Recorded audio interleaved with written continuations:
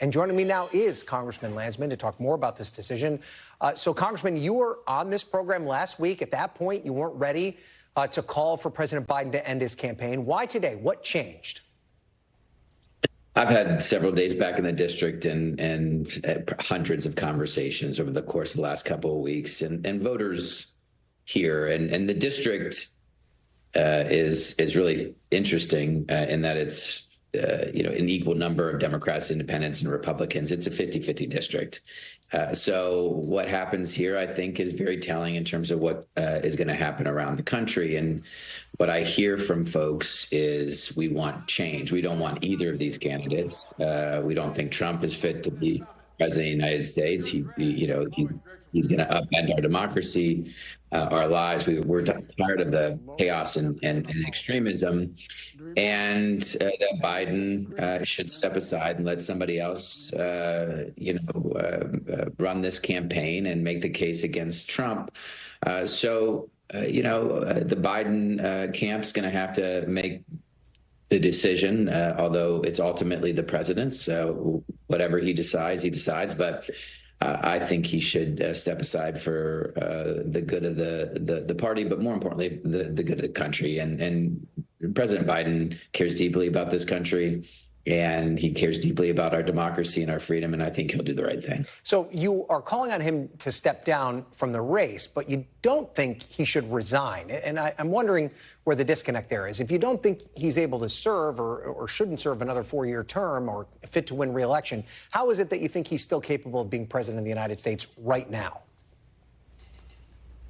Yeah, so it's two different questions. One is, can he govern? And of course, he can. And the second one is, can he win this election? Can he make the case against Donald Trump and do so in a way that lifts up candidates across the country in districts like mine and states like Ohio?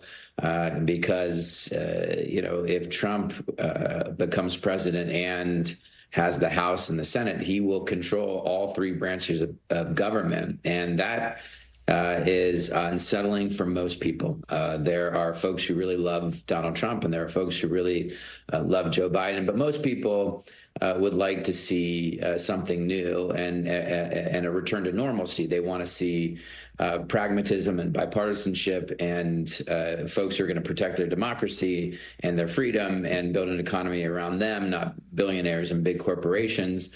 And that requires winning this race. And there are, as my friend Jerry Moskowitz said the other day, there are three races: one for the White House, one for the House, and one for the Senate. We have to win all three. And I don't believe that Mr. Biden can do that, make that case. He has struggled for weeks now. And I think the vice president can. I think she will energize young people, and she's a former prosecutor, so she'll be able to prosecute that case against former President Donald Trump. So let's pin you down on that. So if President Biden exits the race, you're supporting Vice President Harris to take his place? I think she would be a really good candidate, and again, I think she'll excite young people, and she will do a really good job of making the case, not just against Donald Trump, but for democracy, what it looks like to strengthen our democracy and the need to pass the John Lewis Voting Rights Act. She'll make the case for restoring reproductive freedom in a very compelling, convincing way. And she'll make the case about what kind of an economy we want to build. And so I think she'll do incredibly well. So let's talk about the time that Democrats have wasted here. It's been 3 weeks since that debate performance, and there's still a lot of hand-wringing over the future of where the party's headed. How concerned are you about all of this time that's been spent infighting as opposed to taking the case to Donald Trump?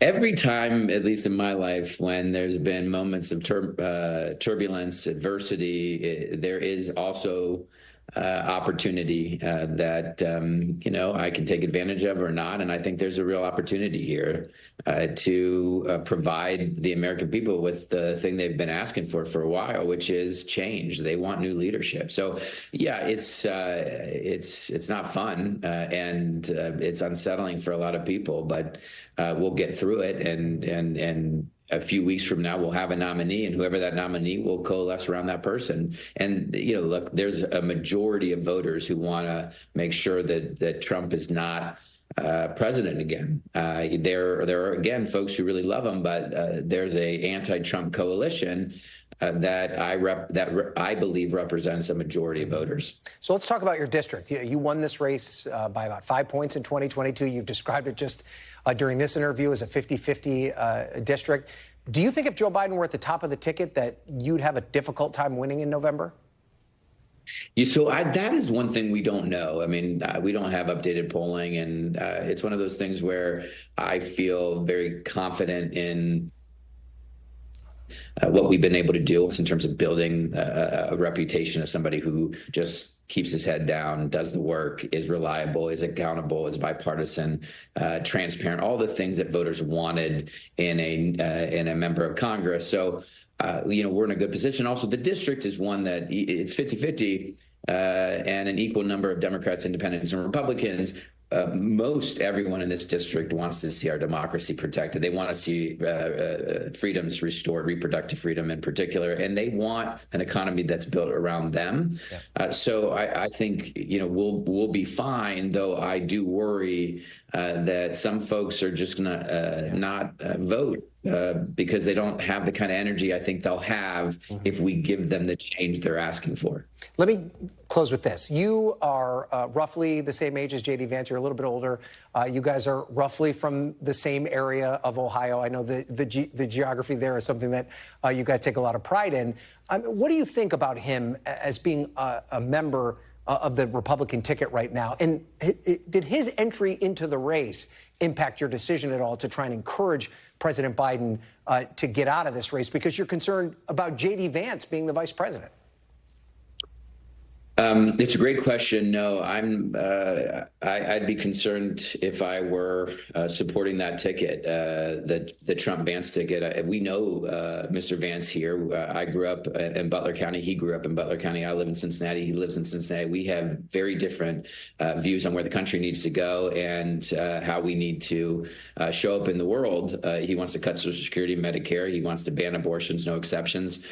He will always put billionaires and big companies before us.